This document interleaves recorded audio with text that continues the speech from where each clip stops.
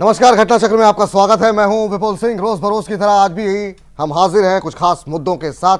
क्या है उसके छुए अनछुए पहलू टटोलने की कोशिश करेंगे। सबसे पहले जानते हैं क्या कुछ खास है एजेंडे में। कोयला घोटाला मामले में पूर्व पीएम मनमोहन सिंह, बिरला और पारिक समेत 6 लोगों को अदालत का सम्मन। दुखी मनमोहन सिंह ने कहा सच आएगा सामने। कांग्रेस ने बीजेपी पर बोला हमला। और आप में बढ़ा घमासान, अंजलि दमनिया ने छोड़ी पार्टी। योगेंद्र यादव ने फोड़ा लेटर बम। तो वीडियो क्लिप से मचा कोहराम। सरकार बनाने के लिए खरीद फरोख्त का लगा इल्जाम। चलिए, तो आज के एजेंडे में दो खास मुद्दे हैं। तमाम खास मेहमान भी हमारे साथ जुड़ चुके हैं और पहला एजेंडा इस पर हम चर्चा करने जा रहे हैं हम चर्चा करने जा रहे हैं पूर्व प्रधानमंत्री मनमोहन सिंह के बारे में। जी हाँ, एक स्वच्छ छवि जिनकी कही जाती थी, कहा जाता था मिस्टर क्लीन, लेकिन अब उन पर दाग लगे हैं। समन जारी हुआ है एक तरीके से, आपको बता दें 120(b) 409 के तहत। और अब इसको लेकर के सियासत भी काफ़ी सरगर्म हो गई है। तमाम सियासी पार्टियों की तरफ से बयानबाजी भी हो रही है। बयान सुनाते हैं, लेकिन जरा आपको रूबरू करा दें हमारे साथ कौन कौन से खास मेहमान जुड़े हुए हैं इस पर चर्चा करने के लिए। रामाधार शर्मा जी हैं हमारे साथ कांग्रेस का पक्ष रखने के लिए, नेता कांग्रेस पार्टी के। हमारे साथ मिथिलेश प्रसाद जी हैं, नेता जदयू के। हमारे साथ पुष्पेंद्र कुलशेष जी हैं, वरिष्ठ पत्रकार। उपेंद्र प्रसाद जी हमारे साथ मौजूद हैं, वरिष्ठ पत्रकार। लेकिन सबसे पहले आपको सुनाते हैं कि जिस तरीके से ये पूरा मामला सामने आया, मनमोहन सिंह का उसके बाद बयान आया, उन्होंने कहा इन सबसे वो बहुत ज़्यादा दुखी हैं और उन्हें उम्मीद है कि सच सामने आएगा। जो भी लीगल एक्शन है वो आगे वो अपने पक्ष रखेंगे। लेकिन विपक्ष की तरफ से क्या कुछ कहा गया, पहले हम सुनते हैं कि जो सरकार की तरफ से, बीजेपी की तरफ से क्या कुछ कहा गया है, वो जरा सुनते हैं।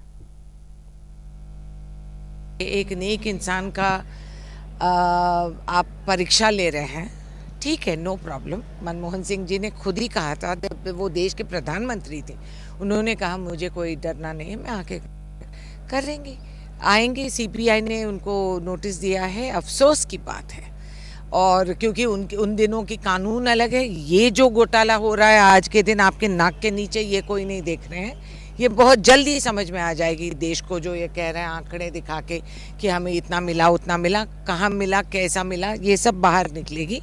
कोई राज छुपेगी नहीं आज के दिन।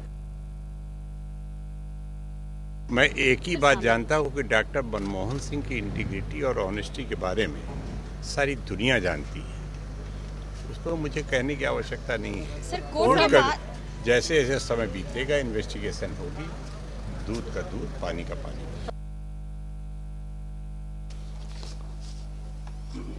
देश के पूर्व प्रधानमंत्री और कांग्रेस के शीर्षतम नेतृत्व में से एक डॉक्टर मनमोहन सिंह जी की ईमानदारी, निष्पक्षता व पारदर्शिता जग जाहिर है।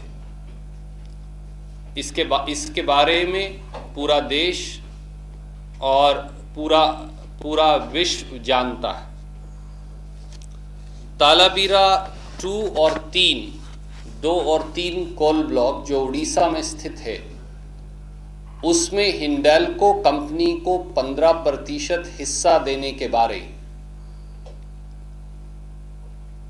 तत्कालीन कोल सचिव श्री पीसी पारिख की सिफारिश व तत्कालीन कोल मंत्री और प्रधानमंत्री डॉक्टर मनमोहन सिंह जी के अनुमोदन बारे सीबीआई यानी केंद्रीय जांच ब्यूरो द्वारा व्यापक जांच 1 से अधिक बार की जा चुकी है और इस पूरी प्रक्रिया को स्पष्ट, साफ और पारदर्शी पाया गया है। चलिए, तो ये प्रतिक्रियाएं आप सुन रहे थे कांग्रेस पार्टी की तरफ से। अब जरा सुनते हैं कि बाकी जो नेता हैं वो क्या कुछ कह रहे हैं। वो ही कोयला विभाग के प्रभार में भी थे और इतना बड़ा घोटाला हो रहा था उनके अंदर में, उनको दिखाई नहीं पड़ रहा था। तो मुझे लगता है कि इस पर जांच जो चल रही है वो जांच निष्पक्ष जांच होगा और कार्रवाई भी निश्चित रूप से दोषी लोगों पर कार्रवाई होगा। दूध का दूध और पानी का पानी होगा। कानून अपना काम करेगी। कोर्ट ने कुछ कहा है, अभी हमने भी न्यूज में देखा है, लेकिन जो कानून में होगा वो होना ही है। सीबीआई इंक्वायरी हो रही थी, सीबीआई ने अपना कुछ चार्जशीट दिया, उसमें कोर्ट ने कुछ मंतव्य दिया है। कानून अपना काम करेगा। कांग्रेस किसे बचा के रखती है इससे कोई फर्क नहीं पड़ता है। कानून की नज़र में सब बराबर हैं। अगर कहीं कोई ऐसी बात है तो निश्चित रूप से एजेंसी किसी से भी पूछताछ कर सकती है। भारतीय जनता पार्टी के नेतृत्व वाली सरकार है, यहाँ कानून का राज है, कानून अपना काम कर रहा है। चलिए, तमाम खास मेहमान हमारे साथ जुड़ चुके हैं। हमने तमाम सियासी दलों की प्रतिक्रियाएं भी यहाँ पर आपको सुनाई हैं। इस बीच प्रकाश जावड़ेकर की तरफ से भी एक बयान आया था। उन्होंने कहा कि कांग्रेस के पापों की सजा वो मिल रही है मनमोहन सिंह को।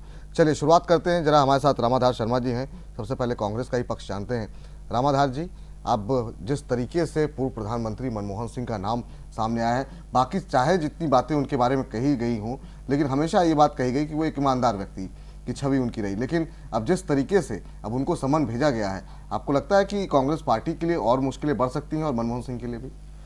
देखिए, भारत के राजनीति में अभी जीवित व्यक्तियों में डॉक्टर मनमोहन सिंह एक ऐसे व्यक्ति हैं जिनके नाम को लेकर ईमानदारी की कसम आज 2015 में भी खाई जा सकती है। और कोई भी प्रक्रिया, आवंटन की कोई भी प्रक्रिया तभी हो, उस समय के मौजूदा जो नियम है उसी के तहत आवंटन की प्रक्रिया होती है। ऐसा नहीं है कि आज 2015 में जो आवंटन का प्रक्रिया है यही प्रक्रिया उस समय भी था। उस समय प्रक्रिया दूसरी थी। उद्योगों को बढ़ावा देने के लिए एक कमेटी बनी हुई थी जिसमें सभी कोल कंपनियों के प्रतिनिधि लोग बैठते थे। उसका चेयरमैन बैठता था, डायरेक्टर बैठता था, कोल सचिव रहते थे, उसमें मुख्यमंत्रियों का रिकमेंडेशंस आता था। और ये जो तालाबीरा 2 और 3 का जो मामला, जिस मामले में डॉक्टर मनमोहन सिंह जी को सम्मन किया है आज कोर्ट ने, न्यायपालिका की, हिंदुस्तान में स्वतंत्र न्यायपालिका है, मैं पहले स्पष्ट कर दूं, और न्यायपालिका पर किसी भी तरह से हिंदुस्तान में आक्षेप या उनके ऊपर कोई प्रश्न उठाया नहीं जा सकता है। हो सकता है कि प्रक्रिया में कुछ खामी रही हो, जो तथ्य उनके सामने आए हों वो तथ्य पूरे नहीं हो, ये सारी बातें हो सकती हैं, लेकिन बट ड्यूरिंग ट्रायल इन सारी चीजों का खुलासा हो जाता है। तो ये तालाबीरा 2 और 3 में हिंडाल्को कंपनी को 15% हिस्सेदारी जो दी गई थी, इसमें प्रधानमंत्री का, माननीय तत्कालीन प्रधानमंत्री डॉक्टर मनमोहन सिंह ने उड़ीसा के चीफ मिनिस्टर के पत्र को इंडोर्स किया था। रिकमेंडेशंस आते हैं, डिफरेंट जगह से आते हैं, मुख्यमंत्री का पत्र आता है, प्रधानमंत्री उसके बाद उस संबंधित कमेटी को भेज देते हैं।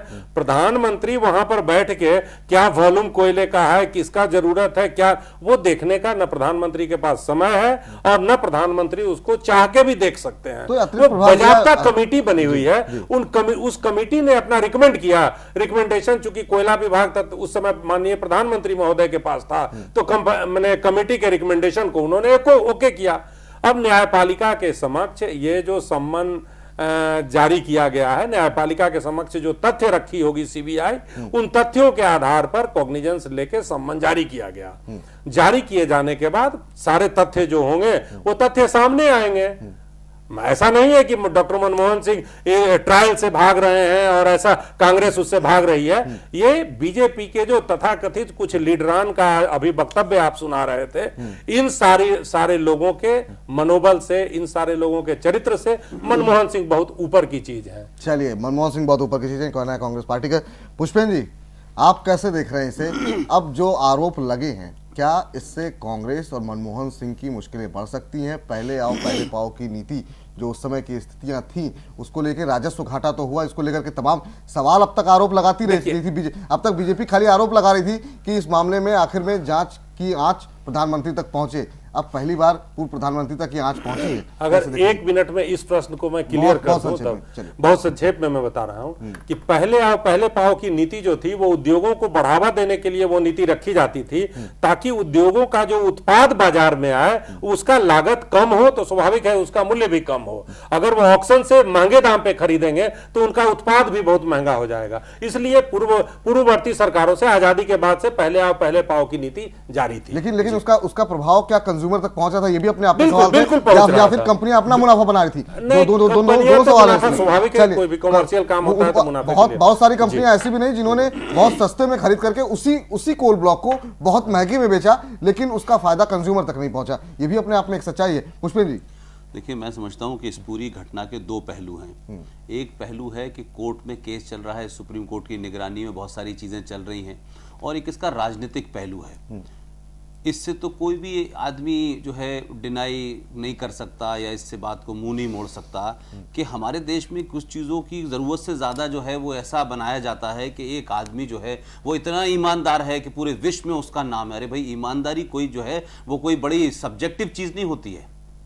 ईमानदारी कोई ऐसी नहीं कि उन पे प्रॉपर्टी राइट है। भी कुछ दिन तक ईमानदार केजरीवाल थे देश में, उनका क्या हाल हो रहा है वो भी सबको पता है। सवाल यह है कि मनमोहन सिंह बहैसियत और अपने जाती तौर पे ईमानदार हो सकते हैं, इस पे कोई सवाल नहीं कर रहा है। लेकिन अब हम ये कहें कि नहीं साहब, उनके पास ईमानदारी का सर्टिफिकेट है, तो जो कोर्ट ने उनको बुला लिया है, रेणुका चौधरी जिस भाषा में बात कर रही थी ऐसा लग रहा था कि कोर्ट ने नहीं बुलाया, जैसे बीजेपी ने उनको बुला लिया हो। जो सुबह से नेताओं के इनके बयान आ रहे हैं बार बार, को तो इतने ईमानदार आदमी हैं, उनको बना लिया है और हम देखेंगे और ऐसा कैसे हो सकता है और ये तो गलत तरीके से हो रहा है। तो मुझे लगता है कि इसके राजनीतिक पहलू पर अगर आप देखें कि कांग्रेस पार्टी के जमाने जितने भी घोटाले हुए, जैसे भी हुए, जो जिस टेक्निकलिटीज में वो चल रहे हैं, इस देश में ये तो साबित हुआ कि कांग्रेस ने घोटाले किए और उसकी वजह से आज वो बाहर है।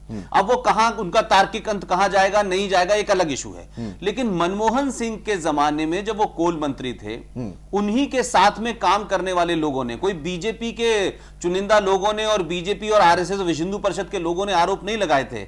संजय बारू ने जो उन पे आरोप लगाया था उसका जवाब किसी ने नहीं दिया, लोगों ने उड़ा दिया उसको हवा में कि साहब संजय बारू जो हैं वो कुछ चाहते हैं। जयंती नटराजन ने जब उनके ऊपर आरोप लगाए तो कहा कि नहीं साहब वो अब बीजेपी से कुछ चाहती हैं। मेरा कहना यह है कि जो भी आदमी इनकी लीडरशिप के खिलाफ, इनके करप्शन के खिलाफ कोई बात के, तो फौरन ये कहते हैं कि देखिए साहब अब तो उनका वक्त निकल गया, वो कुछ पाना चाहते हैं।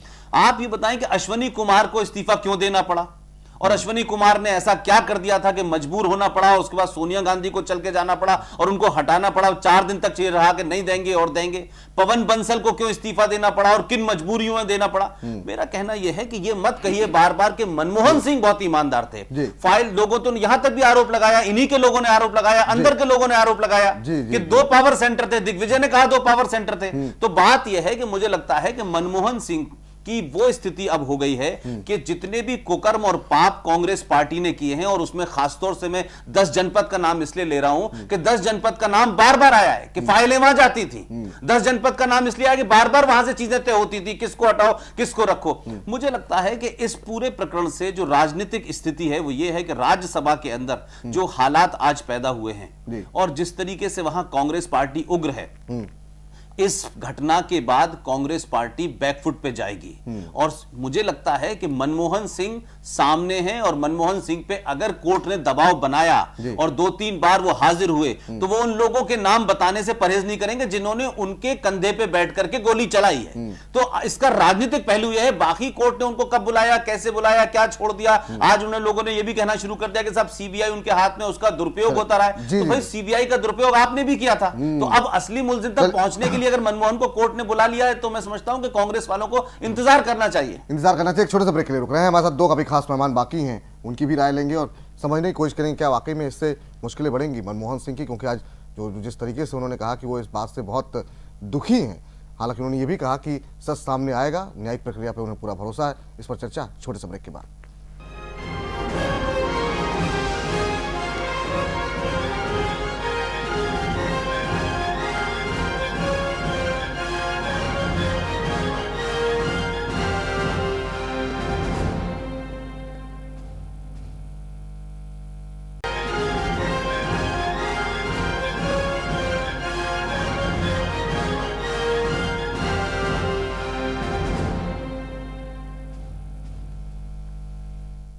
घटना चक्र में ब्रेक के बाद आपका स्वागत है। हम बात कर रहे हैं जिस तरीके से सीबीआई की विशेष अदालत की तरफ से आज सम्मन जारी किया गया है पूर्व प्रधानमंत्री मनमोहन सिंह को। इस पर बातचीत करने के लिए तमाम खास मेहमान हमारे साथ मौजूद हैं।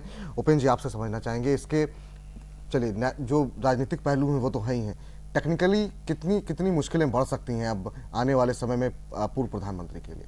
ये निश्चित रूप से तकलीफें उनकी बढ़ेगी, क्योंकि पहले भी हम देख चुके हैं नरसिंह राव के मामले में। नरसिंह राव पर 2 मुकदमे चले थे। एक तो झारखंड मुक्ति मोर्चा सांसदों की घुसखोरी का मामला था, को ब्राइब करने का मामला था, और दूसरा मामला था वो बीपी सिंह से संबंधित कोई फौज डॉक्यूमेंट्स वगैरह तैयार करवाने का था, और एक अचार वाला था, अचार किंग के साथ क्या किया था। तो ये जो है, तो जिस तरह से हमने देखा कि उनको जुडिशियल कस्टडी में भी जाना पड़ा था, तो इनके सामने भी समस्या बहुत कड़ी हुई है, क्योंकि एंटी करप्शन एक्ट के तहत भी मुकदमा दर्ज किया गया है जी, साजिश क्रिमिनल कॉन्स्पिरेसी का भी मुकदमा दर्ज किया गया है। ये तो मुकदमे की बात हुई। और बाकी जहाँ तक भ्रष्टाचार हुआ जी। इनकी सरकार के कार्यकाल में, उसने तो पूरा रिकॉर्ड तोड़ दिया। तो ये स्थापित हो गए थे कि ये सबसे भ्रष्ट सरकार का नेतृत्व कर रहे थे। बाकी इनकी छवि बहुत अच्छी थी, ईमानदार की छवि थी, और उसी छवि के कारण कांग्रेस को 206 सीटें मिली थी और यूपीए को लगभग बहुमत मिल गया था 2009 के लोकसभा चुनाव में। लेकिन उसके बाद जो इनकी स्थिति खराब हुई, इनकी जो छवि खराब हुई, इनकी खराब छवि के कारण ही कांग्रेस को 50 से भी कम सीटें मिली। तो पहले वाला जब प्रधानमंत्री बने थे और शुरुआती 5 साल वाली जो इनकी छवि तो समाप्त हो चुकी है। अभी आप पता कीजिए तो कोई नहीं कहेगा कि मनमोहन सिंह एक ईमानदार प्रधानमंत्री हैं, या एक प्रधानमंत्री व्यक्ति के रूप में भी इनकी जो छवि थी वो तार हो चुकी है।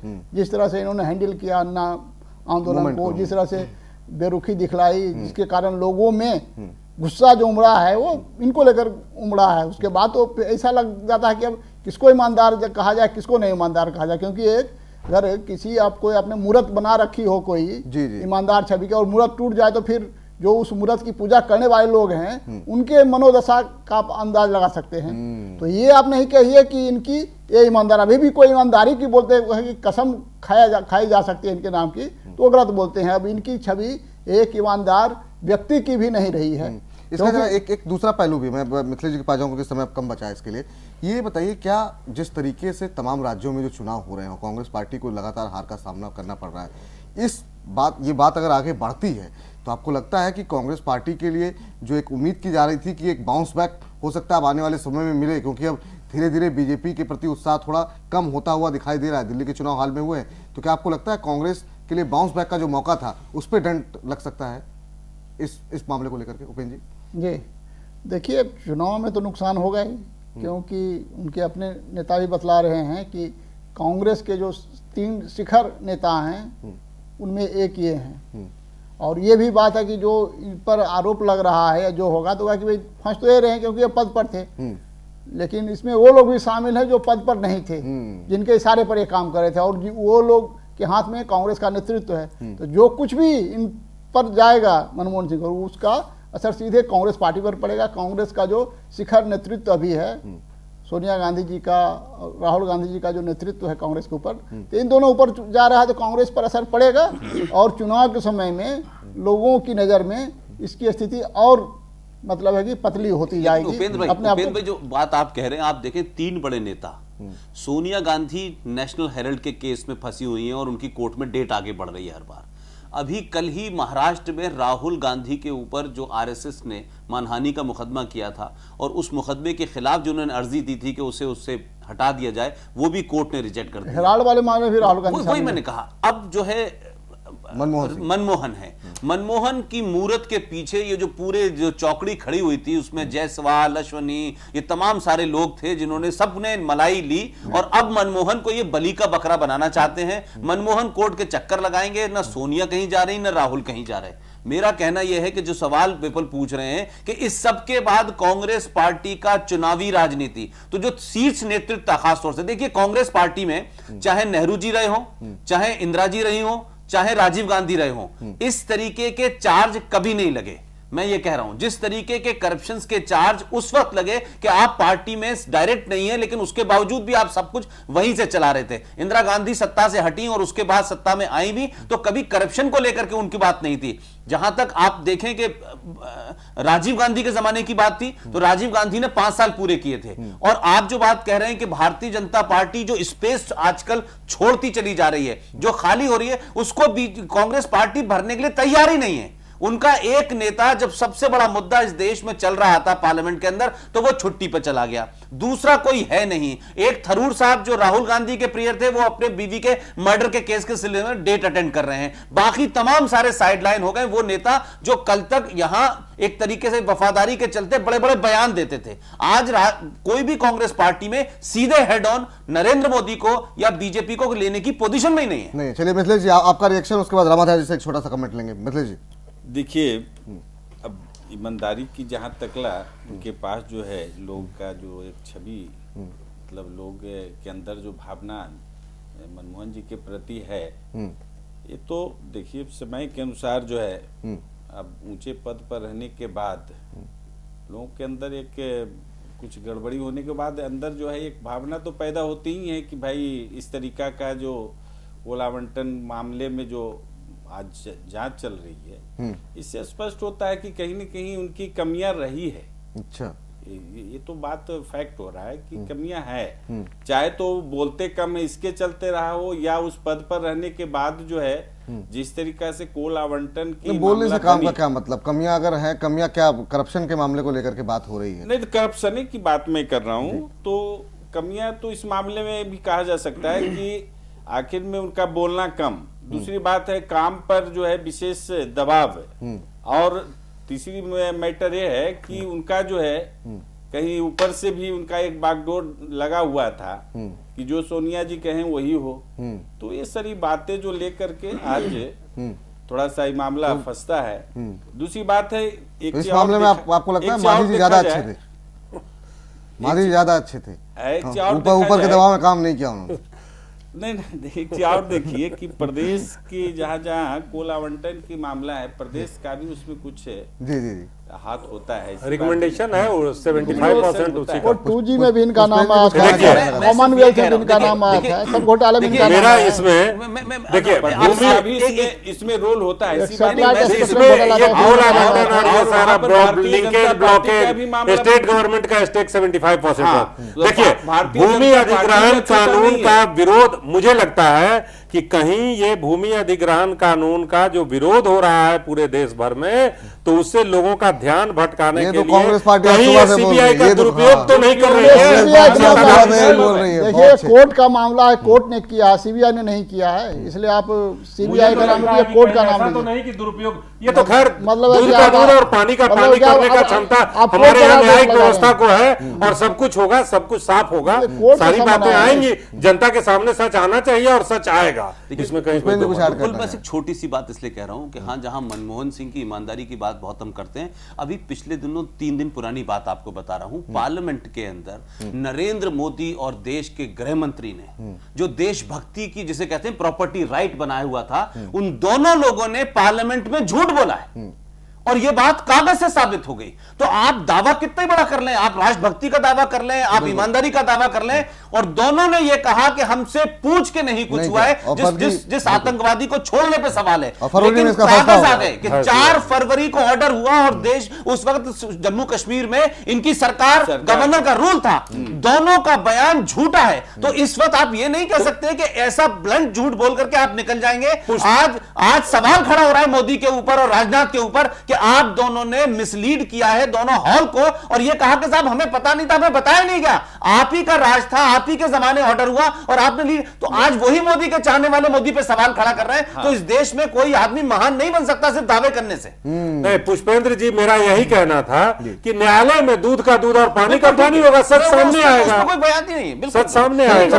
जिस तरीके से रेणुका चौधरी ने बयान दिया कि देखिए साहब ऐसा कर रहे हैं, ऐसा लग रहा है कि कोर्ट ने उनको बुला लिया है, तो बीजेपी ने बुला लिया। अरे कोर्ट को तो ये कहिए कि कोर्ट बुलाएगा, हम लड़ेंगे जाकर के। वहां नाम आया, कोर्ट को सम्मन करने के लिए, कॉन्फिडेंस लेने के लिए कुछ रहा है, मिला तभी सम्मान किया होगा। जो लोग उम्मीद कर रहे थे कि भाई एक समय होता है, सैचुरेशन पॉइंट होता है, और वो आ गया है, अब शायद हो सकता है बीजेपी ढलान पे हो, तो इसका फायदा हो सकता है कांग्रेस को, कुछ रिकवरी आए देखने को। आपको लगता है इसका नुकसान राजनीतिक रूप से भी कांग्रेस पार्टी को होगा? देखिए, ये सारी चीजें जो हैं, ये जगह खाली होगा। देखिए, जनता का मूड कोई नहीं समझ सकता, वो जनता खुद समझती है। वोटर जिस समय वो जाता है बटन दबाने, उसके पहले वो निर्णय ले चुका होता है। आपसे मूड कब तक खराब रहेगा? आपसे मूड कब तक खराब? हम प्रयास करेंगे, कर रहे हैं उनके बीच जाने का, हम अपना प्रयास कर रहे हैं। अगर लगेगा कि हाँ इन लोगों को सत्ता देनी चाहिए तो सत्ता देगा, सेवा करने का मौका इनको पुनः मिलना चाहिए तो देगी जनता, नहीं तो नहीं। हम बाहर विरोध में बैठे हुए हैं। कांग्रेस पार्टी ने कब सत्ता संघर्ष किया है? आपको तो ट्रे में सजा के मिली थी, आपने ट्रे में सजा के दे दी है। अभी 5 साल तक तो आपको संघर्ष करना, संघर्ष करने के लिए कोई कांग्रेस कभी तैयार नहीं हुई। आपको तो भाई डिफॉल्ट सरकार मिलती रही। आप ये मत कहिए आपने संघर्ष किया और संघर्ष करके 84 में आप इंदिरा गांधी की लाश पे जीत के आए थे, उसके बाद आपका जब संघर्ष का समय आया तो 84 में, उसके पहले भी हमारी सरकार थी। आप इंदिरा गांधी के जमाने की 77 से 80 तक 3 साल संघर्ष करके वापस आई थी। शर्मा जी 79 में आपके संघर्ष से नहीं मिली थी, 79 में जनता दल परिवार में जो आपस के जूतम पर थी उसकी वजह से आपको सरकार मिली। अब आपको 5 साल संघर्ष करना है। संघर्ष के लिए सोनिया, राहुल, मनमोहन, कपिल, आप तमाम सारे लोग कहीं नजर आते हैं? पार्लियामेंट के अंदर इतना महत्वपूर्ण बिल था, सोनिया और राहुल दोनों काम थे, वोटिंग का टाइम आया दोनों ही गायब थे। तो सवाल यह है कि आपने तो इस तरीके से ले रखा है कि ये अपने आप बीजेपी डूब जाएगी तो सरकार जनता हमें दे देगी, इस मानसिकता से आप आगे चल रहे हैं। नहीं, भारतीय जनता पार्टी भी बहुत सारी गलतियां करते जा रही है। अच्छा,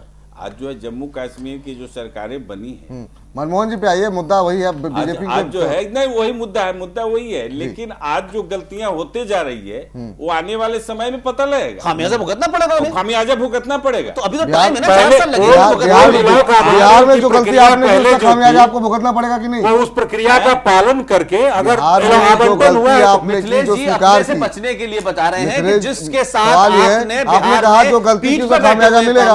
आपके मुख्यमंत्री साहब जी जो मौजूदा मुख्यमंत्री, उन्होंने कहा मुझसे गलती हो गई, मुझसे गलती हो गई थी, मांझी को गठबंधन नहीं है, बाहर से आज मांझी जी की बात करते हैं, भारतीय जनता पार्टी का ही कृपा है कि आज मांझी जी को उस पद से हटाया गया, आज उन्हीं का कृपा है। दूसरा है कि आज जो है नंदकिशोर जी वगैरह वहां जो स्टेटमेंट दे रहे थे जी, तो हमारे मुख्यमंत्री नीतीश जी ने कहा, नीतीश जी ये ऐसी नहीं है, आप कांग्रेस के साथ मिलकर चुनाव लड़ेंगे कि नहीं लड़ेंगे, इसके बाद ये बताइए आप।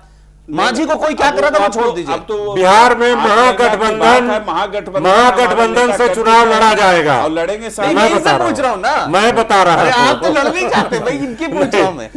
चलिए फिलहाल एक छोटे से ब्रेक के लिए वक्त हो गया हमारा। ब्रेक के बाद मुद्दा हम बदलेंगे और बात करेंगे आम आदमी पार्टी की। निश्चित रूप से मुश्किलें बढ़ती हुई दिखाई दे रही हैं मनमोहन सिंह की। अब देखना यह है कि आगे आने वाले समय में किस तरीके से अदालत का रुख होता है, क्या कुछ चीज़ें सामने आती हैं, तमाम तथ्य तमाम बातें सामने आएंगी, उसके बाद स्थिति स्पष्ट हो सकती है। एक छोटे से ब्रेक लेते हैं, ब्रेक के बाद चर्चा आम आदमी पार्टी पर।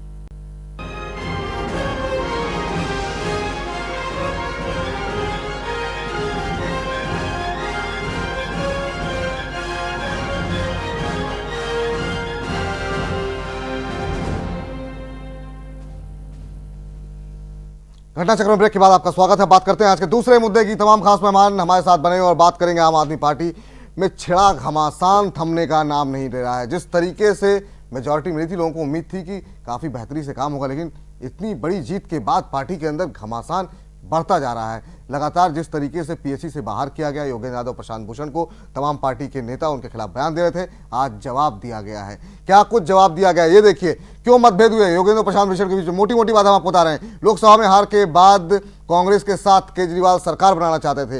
लोकसभा चुनाव के हार के बाद पीएससी के सदस्यों से इस्तीफा मांगा गया था, सभी लोग इस्तीफा दें।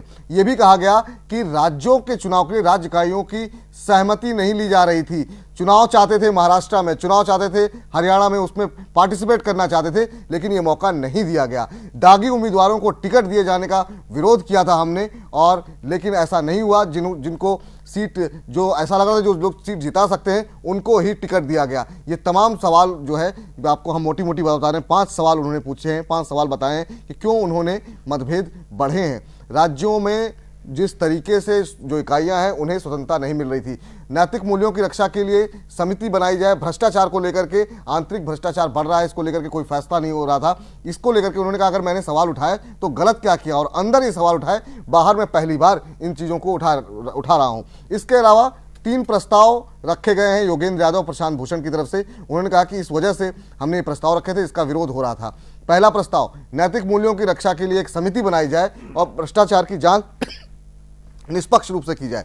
दूसरा, राज्य इकाइयां अपने निर्णय स्वयं ले सके, उन्हें स्वायत्ता मिले, दिल्ली से ही बाकी पार्टियों की तरीके से फैसले ना हो। इस बात को उन्होंने कहा था कि भाई जो राज्य की इकाइयां हैं उनको पूरी तरह से स्वतंत्रता मिलनी चाहिए। चौथा पॉइंट जो था वो ये था, पार्टी कार्यकर्ताओं की आवाज़ जो है उसको सुनी जानी चाहिए और उनको सम्मान मिलना चाहिए। कार्यकर्ता क्या सोच रहा है उनको अपनी बात कहने का और उनकी बातों को सुना जाना चाहिए। ये तमाम बातों को लेकर के योगेंद्र यादव, प्रशांत भूषण की तरफ से बातें रखी गई हैं। एक और, आंतरिक लोकतंत्र को और मजबूत किया जाए, पीएसी और एनएसी की नियमित रूप से बैठकें हों और जिसके अंदर पार्टी कार्यकर्ताओं की बातों को सुना, ये तमाम चीजें कही गई हैं इस चिट्ठी के अंदर। तमाम मेहमानों से बातचीत करें उससे पहले जरा किस तरीके से तमाम राजनीतिक प्रतिक्रिया आ रही है वो भी सुनते हैं। जरा सुनते हैं क्या कुछ अश्विनी उपाध्याय का कहना है बीजेपी के, आइए पहले उनको सुनते हैं। आम आदमी पार्टी में मचा घमासान थमने का नाम नहीं ले रहा है। आपके आज विधायकों ने अरविंद केजरीवाल को चिट्ठी लिखी है और योगेंद्र यादव और प्रशांत भूषण को पार्टी से निकालने की मांग की है। इसके अलावा और भी कुछ मुद्दे हैं जिस पर बीजेपी की क्या प्रतिक्रिया है, बात करने के लिए हमारे साथ मौजूद हैं दिल्ली बीजेपी के प्रवक्ता अश्विनी उपाध्याय जी। अश्विनी जी, आज आपके विधायकों ने अरविंद केजरीवाल को चिट्ठी लिखी है। कम से कम 50 विधायकों ने हस्ताक्षर किए हैं कि योगेंद्र यादव और प्रशांत भूषण को पार्टी से निकाल दिया जाए, लेकिन ये दोनों नेता पार्टी की रीढ़ माने जाते थे। देखिए, वो कहते नहीं, पहले जन लोकपाल के अगुआ को निकाला, अब जन लोकपाल बनाने वाले को निकाल दिया। ये जन लोकपाल बिल जिसके नाम पे ये आंदोलन चला और ये पार्टी खड़ी हुई, ये सारा का सारा प्रशांत भूषण का दौरा बनाया हुआ था। अब दुर्भाग्य है कि जैसे ही मतलब निकल गया तो दोनों का अंगूठा दिखा दिया।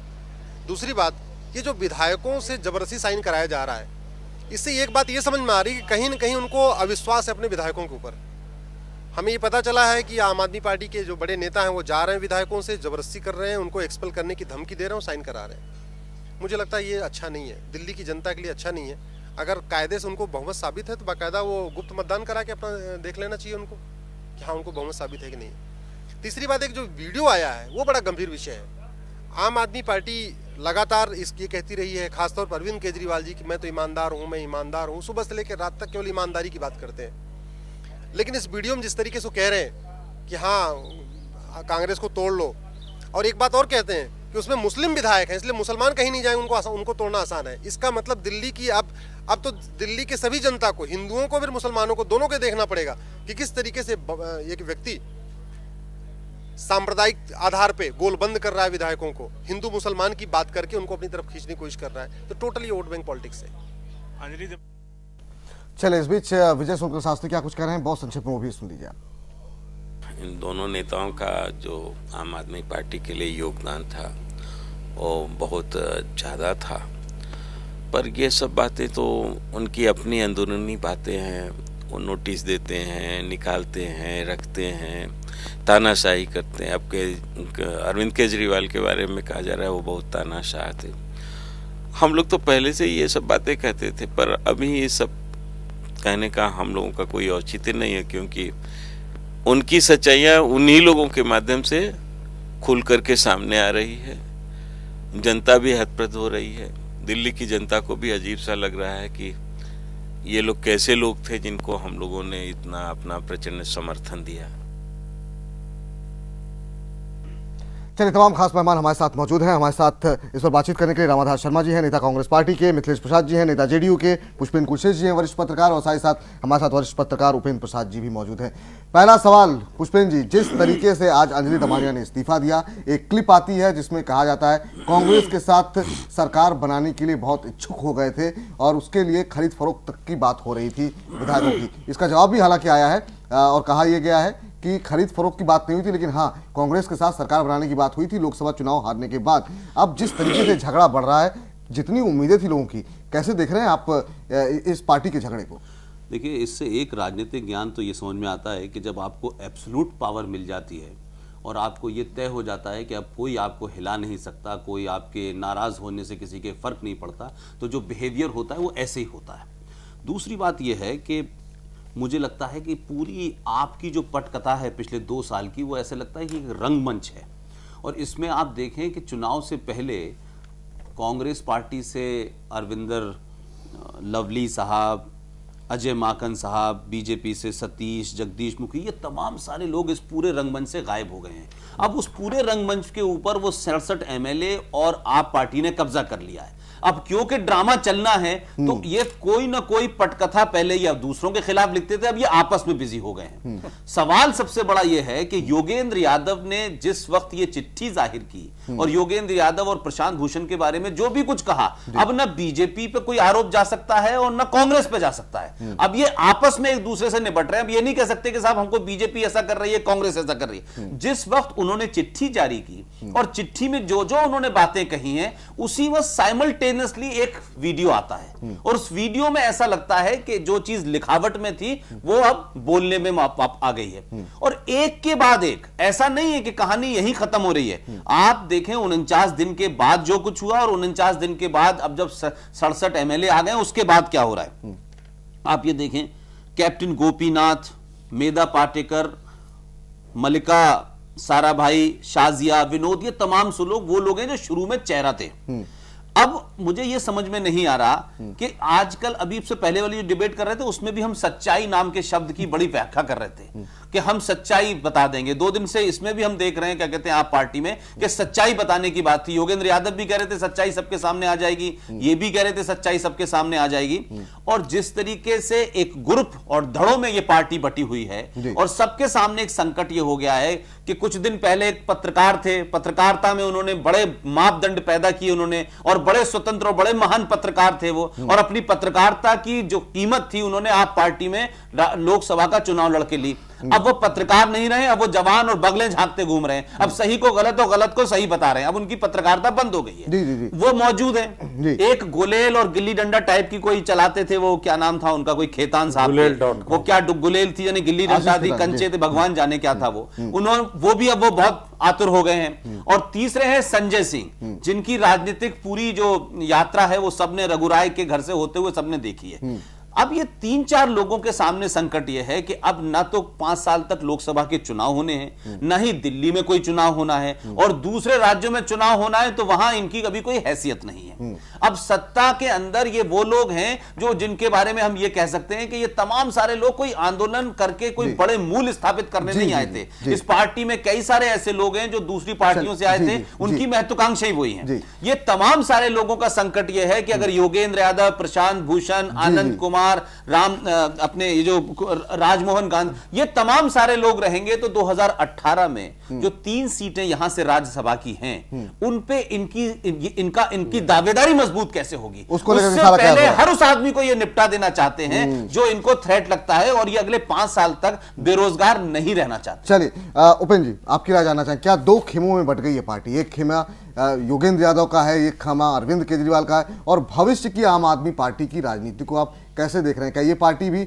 उसी तर्ज पर जा रही है कि अगर मायावती ही सुप्रीमो होंगी, मुलायम सिंह ही सुप्रीमो होंगे, जयललिता ही सुप्रीमो होंगी और यहाँ पर अरविंद केजरीवाल ही सुप्रीमो होंगे, क्या उस तर्ज पर अब चलेगी पार्टी? अब देखिए, इसमें 2 ही खेमे नहीं हैं, इसमें बहुत अनेक खेमे हैं। बहुत ऐसा सा खेमा जिसका सिर्फ 1 मेंबर खेमा भी है इसमें से। एक खेमा तो अभी इस्तीफा देकर अलग हुआ, अंजलि, वो बोल रही थी, पहले उसने पक्ष लिया केजरीवाल का, विरोध में बोली योगेंद्र यादव प्रशांत की, खासकर के प्रशांत भूषण का नाम लिया कि इन्होंने तो मेरे सामने लोगों को कहा था कि भाई कुछ नहीं करना है, मैं प्रचार कर रहा हूँ तो आप लोग क्यों प्रचार करेंगे। वो आज बाहर चली गई, पता नहीं किस लोभ में प्रशांत भूषण के खिलाफ बोली थी और कौन सा लोभ हुआ कि वो चली गई, स्पष्ट नहीं किया, सिर्फ बोलिए कि खरीद फरोख्त में मैं ये नहीं करती हूँ। लेकिन ये जो ऑडियो आया है मैंने भी देखा, पूरा पढ़ा है, उसमें खरीद फरोख्त की बात कहीं नहीं है। उसमें 2 ही बात है, एक तो जो दोनों की बातचीत हो रही है गर्ग की, राजेश गर्ग की और केजरीवाल की फोन पर बात हुई है और उसको गर्ग ने टेप कर दिया। तो उसमें वो ये कह रहे हैं कि कांग्रेस के जो 8 विधायक हैं वो हमारे साथ आ जाएं, तो वो बतला रहे हैं कि कांग्रेस वर्किंग कमेटी में मामला चला गया है। तो हम लोग भी जान रहे थे कि कुछ न कुछ कोशिश हो रही है। जब उन्होंने डिप्टी गवर्नर को लिखकर दे दिया था कि अभी आप विधानसभा भंग न कीजिए, तो उसके पीछे सब खेल चल रहा था। वो बतला रहे हैं कि अजय माकन इसके पक्ष में नहीं है। तो ये चल रहा है कि 8 हमने सपोर्ट कर दे, मतलब कि कांग्रेस है जो ऑफिशियली सपोर्ट करके हमारी सरकार बनवा दे। एक कोशिश थी उस बातचीत के तहत। फिर उसमें दूसरा है कि 6 जो विधायक हैं कि उन 6 विधायकों को कांग्रेस तोड़ रही थी, बीजेपी तोड़ रही थी, लेकिन उसमें 6 में 3 चूंकि मुस्लिम है तो उसकी तो हिम्मत नहीं है बीजेपी के साथ मिलने की। तब केजरीवाल बोलते हैं कि नहीं, उसमें है कि 6 टूटने को तैयार थे बीजेपी के साथ जाने के लिए। तो ये बोले कि वो जो 6 जो कांग्रेस की तरफ के बीजेपी की तरफ जाने में उनको दिक्कत है, क्योंकि उसके 3 मुस्लिम है, तो हमारी तरफ आने में कोई दिक्कत नहीं है। वो इसमें जो आदमी टेप कर रहा है राजेश गर्ग, वो ज्यादा प्रोएक्टिव दिखलाई पड़ रहा है। और केजरीवाल बोलेंगे छोड़ो भाई छोड़ो, हम क्या करें, हम पहले कुछ बोलेंगे तो बदनाम हो जाएंगे। तो इसमें है जो कि मामले को देखने की टरकाने की कोशिश कर रहे हैं। तो उसमें कहीं खरीद फरोख्त की बात नहीं आई है। जो 6 को तोड़ कर लाओगे उसके साथ कोई सौदेबाजी होगी या आगे कैसे देख रहे हैं आप? तो इसमें तो है कि अभी और बहुत होगा, क्योंकि जो पुष्पेंद्र जी ने कहा कि राज्यसभा की जो 3 सीटें हैं उन पर 13 या 23 लोगों की नजरें हैं, तो उसमें जो 23 या 13 लोग हैं उनको ले जाकर जो कद्दावर है उसको निकाल के बाहर करो। तो सबसे ज्यादा कद्दावर अभी थे वो प्रशांत भूषण थे। सही बात है कि इनसे भी बड़ा कद था इनका, प्रशांत भूषण का, केजरीवाल से भी। उसमें सबसे हेवी वेट वही थे, उन्हीं का जन लोकपाल कानून उन्हीं का बनाया हुआ था। वही सिस्टम को समझते थे, फंड उन्होंने क्रिएट किया, पहले फिर 1 करोड़ दिया, फिर उनकी बहन जो NRI का है उसका ये ऑर्गेनाइजर थी, वहां से फंड लाने में सब कर रही थी। तो इसमें जो सबसे बड़ी भूमिका रही आम आदमी पार्टी को खड़ा करने में, इस स्थिति में पहुंचाने में, भले केजरीवाल चेहरा रहे हों, लेकिन इसका जो असली रीढ़, पैर, हाथ, कंधा, सब कुछ प्रशांत भूषण। चाणक्य कहा जाता था योगेंद्र यादव को। नहीं, योगेंद्र यादव की हमें नहीं लगता कोई भूमिका नहीं है। वो योगेंद्र यादव पहले थे भी नहीं, अन्ना के आंदोलन से भी नहीं जुड़े हुए। आप पता कीजिए, आप देखिए वो कहीं नहीं, पार्टी गठन हुआ उसके बाद वो साथ में आए हैं, और उन्होंने इसका सिर्फ और सिर्फ लाभ उठाया है। अपने एक जो पुराना जो चेहरा है उस चेहरे को थोड़ा और चमकाया है, लेकिन हमें नहीं लगता कि किसी भी रूप में रत्ती भर भी इनका किसी प्रकार का कोई योगदान है इसमें। इन्होंने बहुत कुछ पाया, लेकिन इनका कोई कंट्रीब्यूशन रहा है कम से कम मुझे नहीं दिखता। इसमें प्रशांत भूषण ने गलती ये की कि इनका जो भी कन्फ्लिक्ट था केजरीवाल के साथ, उसमें उन्होंने योगेंद्र यादव का साथ ले लिया, क्योंकि योगेंद्र यादव बहुत ही महत्वाकांक्षी व्यक्ति हैं। उसके पहले ये NCERT के किसी कमेटी में घुसे हुए थे, UGC के किसी कमेटी में घुसे हुए थे। ये कैरियरिस्ट आदमी है, ये जहां भी रहेगा, सत्ता रहेगा, वहां पर कहीं ना कहीं घुसने की कोशिश करेंगे, घुसपैठ करने की जो मनोवृत्ति होती है। तो इस तरह का आदमी जो पॉलिटिक्स में खास करके नहीं सफल हो सकता। वैसे आदमी को, पॉलिटिशियन तो होता है कि बहुत त्याग करता है। अगर इसे चंद्रशेखर जी है, प्रधानमंत्री बनना है तो प्रधानमंत्री बनना है, मंत्री भी नहीं बनेंगे।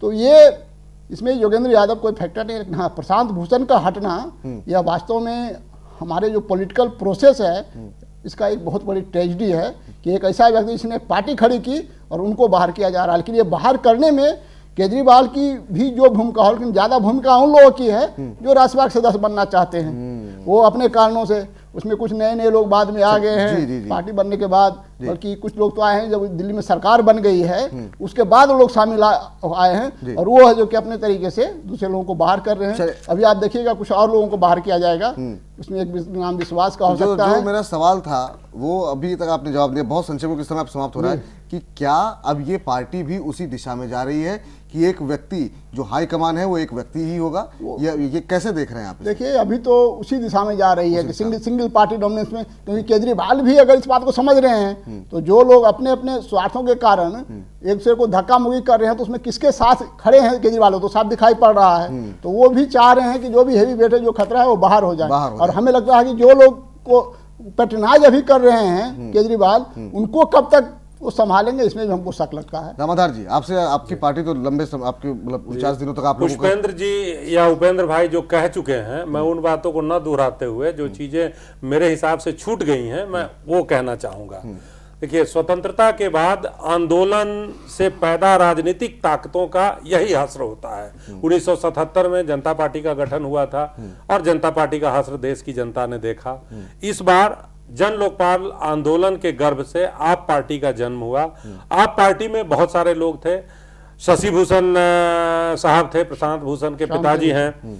इनका एक ही, आज तक भारत के राजनीति में इनका एक ही कंट्रीब्यूशन है कि ये इंदिरा जी के खिलाफ मुकदमा लड़े थे और उसके पुरस्कार स्वरूप मोरारजी भाई ने इनको इस देश का कानून मंत्री बनाया था।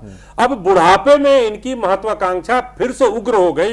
ये लोकपाल बनना चाहते थे, केजरीवाल सरकार बनाना चाहते थे, योगेंद्र यादव संगठन पर कब्जा करना चाहते थे, प्रशांत नाराज इसलिए है कि मेरी बात केजरीवाल अब आज के दिन में सुन नहीं रहा है। तो ये आंदोलन से जो भी राजनीतिक ताकतें पैदा होती हैं उनका हश्र यही होता है, क्योंकि पॉलिटिकल मैच्योरिटी की कमी होती है। एस्टेब्लिश्ड पॉलिटिकल पार्टियों में, चूंकि लोग कहते हैं कि यहां कांग्रेस पर लोग आरोप लगाते हैं कि सोनिया राहुल, कल लोग राजीव जी की बात करते थे, उसके पहले इंदिरा जी की बात करते थे।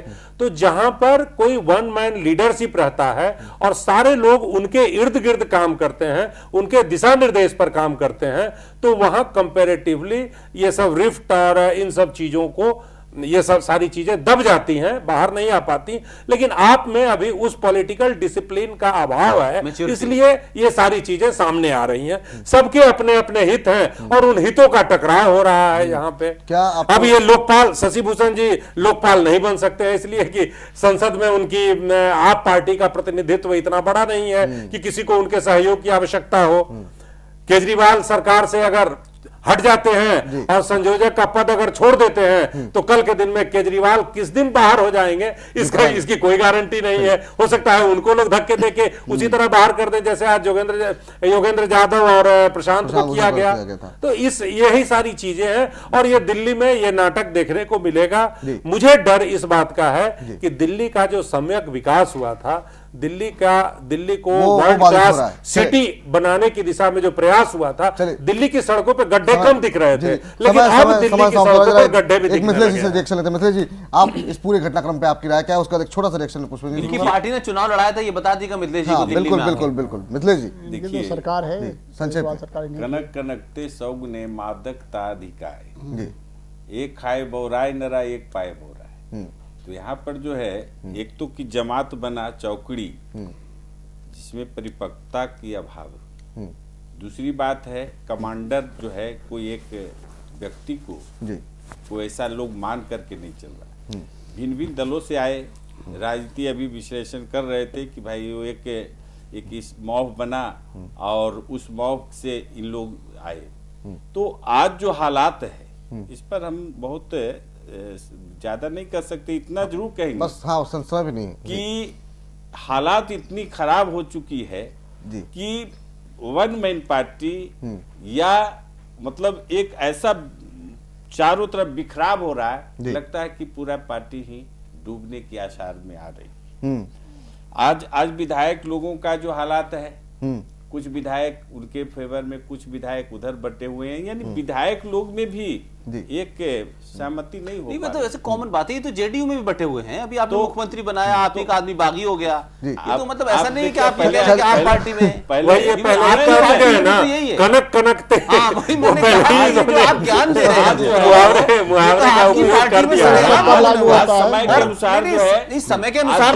समय समाप्त हो रहा है। पुष्पेंद्र जी 10 सेकंड में अगर आप ये बता सकें भविष्य कैसे देख रहे हैं और क्या योगेंद्र यादव अपनी एक अलग नई पार्टी, यहां से जैसे जनता पार्टी से कई पार्टियां निकली, क्या इस आम आदमी पार्टी से भी आपको लग रहा है 2-3 पार्टियां बनेंगी क्या? लेकिन जो बात योगेंद्र यादव के बारे में उपेंद्र जी ने कही है वो 100% सही है। इनमें से किसी के अंदर अब वो स्थिति नहीं है कि ये पार्टी बना ले। और ये भी ध्यान रखिएगा कि केजरीवाल पार्टी बनाने में इसलिए कामयाब हुए थे कि उस आंदोलन चल रहा था वहीं से निकल के बनाई थी, तो लोगों को लगा कि इस ईमानदारी का एक्सटेंशन हो गया है। लेकिन अब इस नए स्वरूप में बनाना, फिर संघर्ष करना, लोग इस देश के इस आंदोलन से निकली पार्टी के बाद हताश और निराश हुए हैं। और कोई भी आदमी कितनी भी कोशिश करेगा, सबके ऊपर शक करा जाएगा कि ये सत्ता के दलाल हैं, सत्ता तक पहुंचना चाहते हैं, इसलिए ये बहुत बहुत शुक्रिया पुष्पेंद्र जी, बहुत भी वैसे ही होगा जैसे और देश में।